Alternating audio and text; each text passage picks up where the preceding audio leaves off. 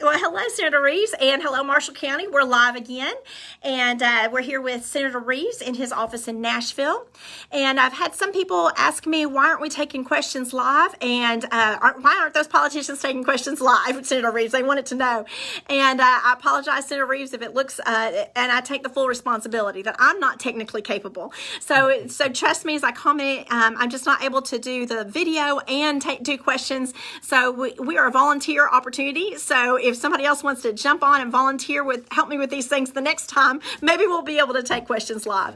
But for now, we're just interested. Senator Reeves, you have a very busy schedule when you're in session. Tennessee session is a whirlwind of just a couple of months, and so you're not able to come down. You come down and support us often at the Marshall County Republican Party, but it's hard for you to come on Tuesdays and give us updates. So since you couldn't come to us, we've come to you today. Nice. So, well, I'm glad I'm not in charge of the technical side of this either, because it's not my gift either.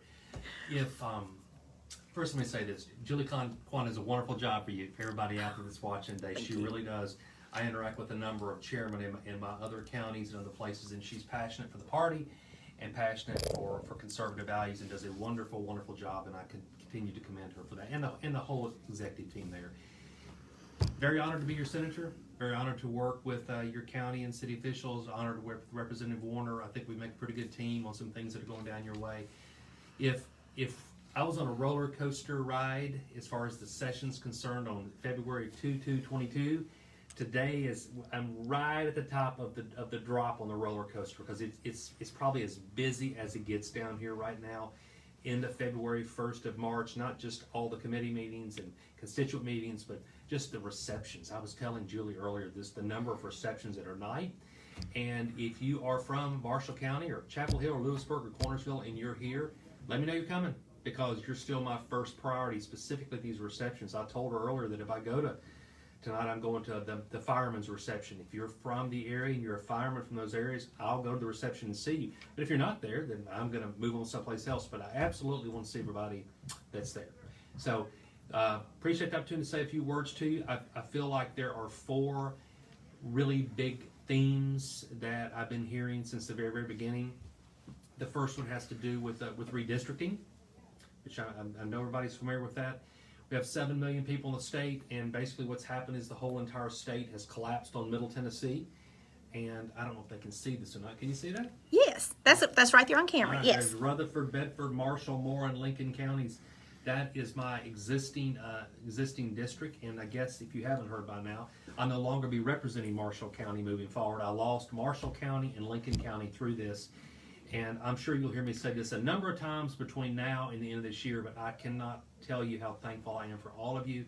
I've met some of the finest people, teachers, pastors, farmers, business people, party advocates, just wonderful people in Marshall County, and appreciate you more than you know. You've been very kind to me over the last few years of serving, but everybody's moving to Middle Tennessee.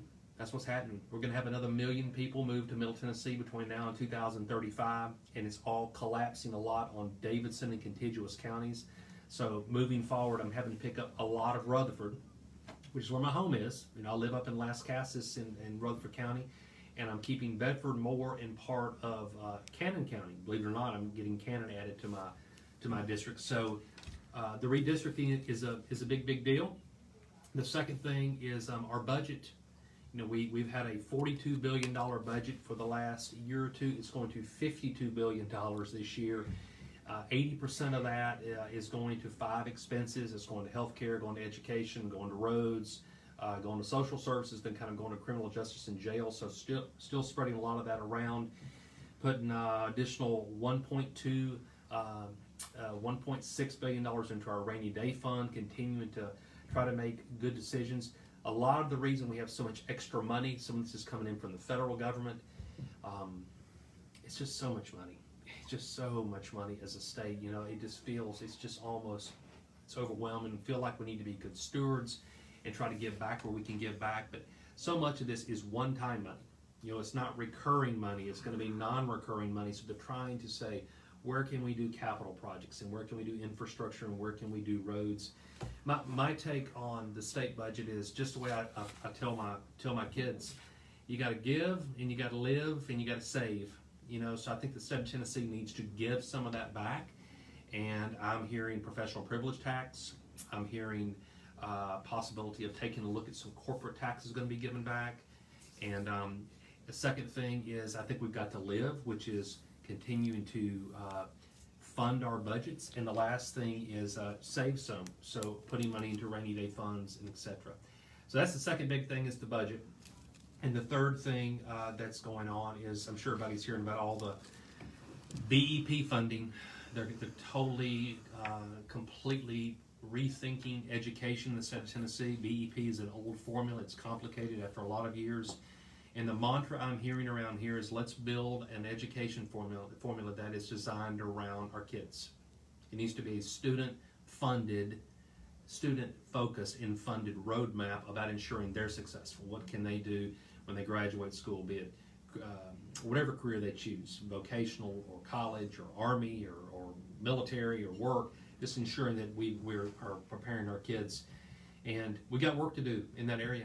We really, really do. Tennessee's doing a lot of things very, very right, and we have a lot to be proud of financially, but we've got a lot of work left to do in education and the amount of money that's being spent there. And then probably the fourth big theme that I'm hearing, it still has to do with COVID.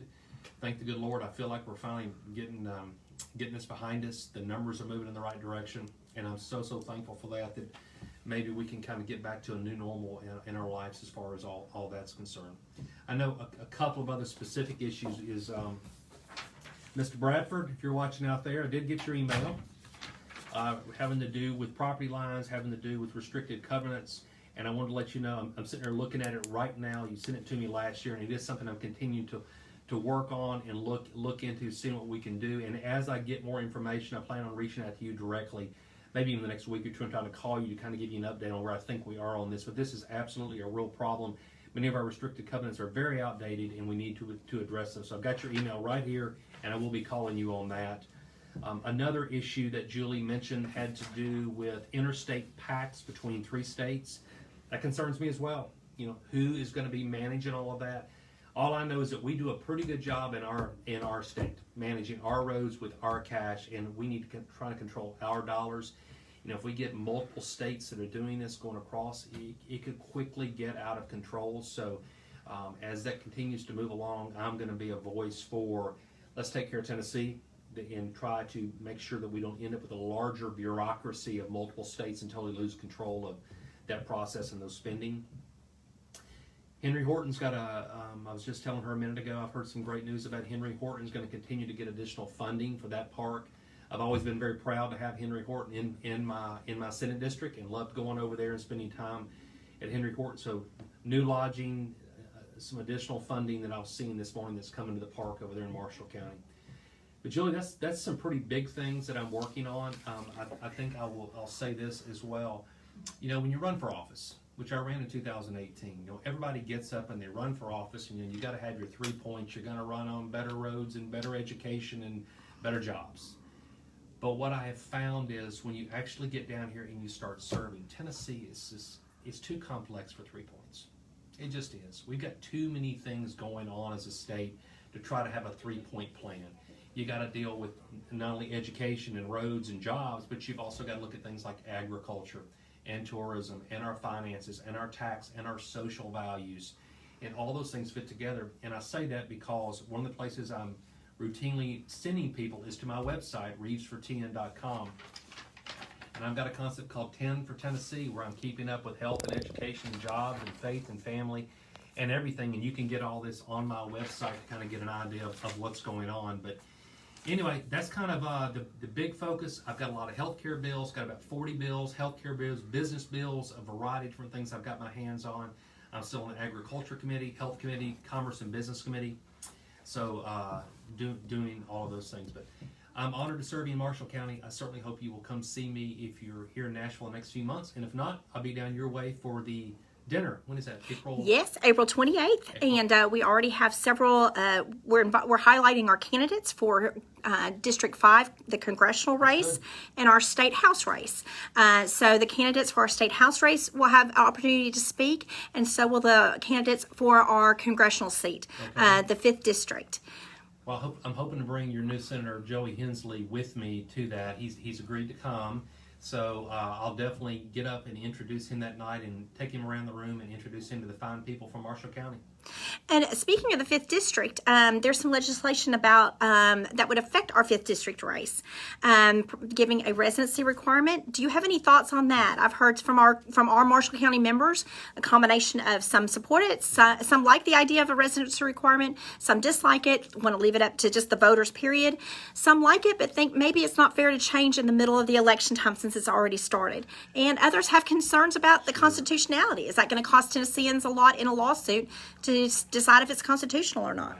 Yeah, that bill was introduced by my dear friend Frank Nicely over for Strawberry Plains, Tennessee. Very passionate individual, and he's very deeply rooted into the state like the rest of us are. I think ideally, Julie, there's no question in my mind, I think if you're going to serve in the United States House of Representatives, you at least ought to live in the state 3 years. I just think that makes sense. The timing on this bill is wrong, and if you don't know, looking in from the outside, it could look like that it was almost being filed in such a way to be disruptive to the 5th District. In the big scheme of things, I think the bill makes a lot of sense. I wouldn't be surprised, and I don't know this, but I wouldn't be surprised if ultimately that bill doesn't become law with an amendment filed that actually makes it go into law following the elections this fall. So maybe you kind of accomplish both situations. I could see that happening. But if you're going to serve us in Washington, you need to be from Tennessee. You need to live here a little while, know who we are, our chemistry and our culture and our values and our conservative way of governing. If you're going to represent us in Washington, you'll just be better. You'll know the state better. Well, Senator Reeves, thank you for taking time with me today. I know your schedule is very full, and I always enjoy coming up and visiting with you, and your staff is awesome, and I know that the constituents that call up here, they get a lot of attention, and we appreciate that. Yes, you're welcome. Well, thank you so much, and we look forward to seeing you at the dinner. Julie does a good job for you.